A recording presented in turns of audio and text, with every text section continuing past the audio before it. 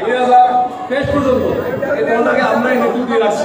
আপনারা সরকারিতে আপনারা জানেন সেটা যে ওয়ার্ডের পর থেকে আমি 2014 থেকে 23 পর্যন্ত আমি এই থানার সভাপতি ছিলাম।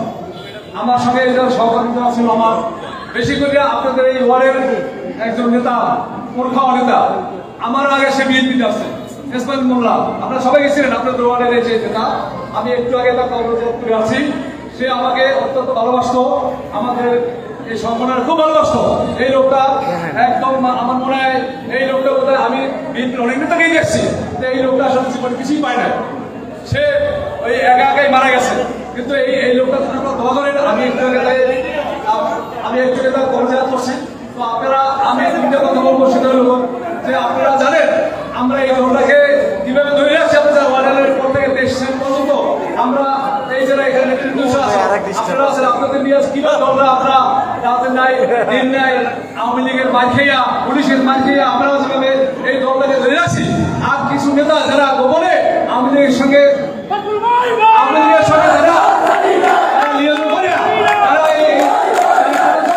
হঠাৎ করে তারা এখন উদয় হয়েছে, তারা নাকি বিএনপি করে, আমরা নাকি বিএনপি করি না, তারা নাকি বিএনপি কর্ণধার।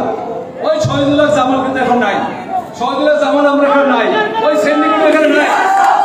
সাবধান করে দিচ্ছি সবাইকে, এই সিন্ডিকেট চলবে না, এখানে সরকারিতে এই সিন্ডিকেট চলবে না।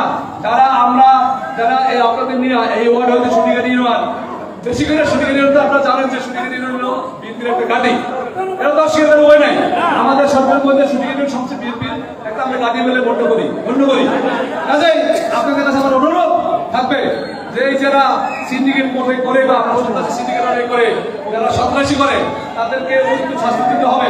আমাদের যারা আপনারা যারা কর্মী ভাই আছেন তাদের কাছে আমার অনুরোধ যে যদি কোনো সিন্ডিকেটের মাধ্যমে যদি অন্যায় অত্যাচার করা হয়, বাজার থেকে হয়, আপনারা তাদেরকে ধরিয়ে দেবেন, আপনারা ধরিয়ে দেবেন।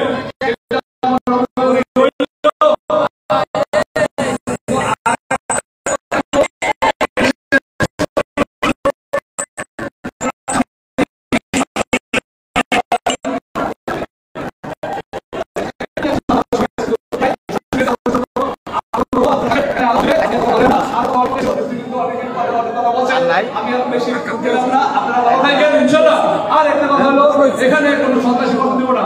আর আমি কথা বলবো, আপনারা জানেন যে 2-3 বছর আগে 16 ডিসেম্বরে আমি নিজে উপস্থিত ছিলাম, সুনিগারের সামনে আমাদের একটা অফিস ছিল, সেই অফিসটা তারা ভাঙছে, আমাকে রাজাকার বলে গাল দিয়েছে, আমার সঙ্গে যারা সহকর্মী ছিল অনেকে তাদের রাজাকার বলে গাল দিয়েছে। এই গ্রুপ থেকে আমরা ছাড়বো না, এদের বিরুদ্ধে আমরা ব্যবস্থা নেবই।